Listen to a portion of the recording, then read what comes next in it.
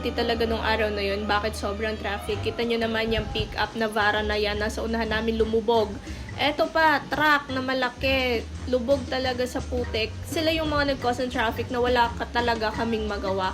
Kundi maghintay na mapala yung mga putik, mabigyan ng daan ng mga sasakyan at lahat ng dadaan para makatawid. Merong area din dyan na talagang one way lang, kailangan magbigay yung isa para makalusot yung isa.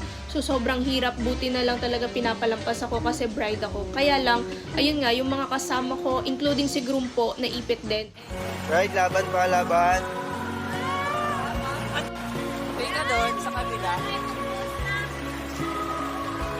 Bride, ano, tuloy pa? Tapos medyo malungkot. Bakit? Ano bang nangyari ngayon? Traffic ko, hindi makalampas! Aura pa rin eh. Aura, Pierce ka dito, Pierce. Pierce ka dito, Bride. Pierce. Yan,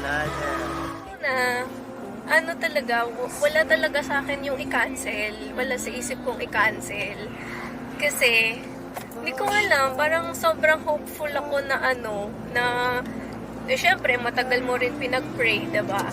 Na parang sabi ko, ito talaga yung binigay niya sa amin, ito yung promise niya. Kaya sabi ko, hindi, tuloy to.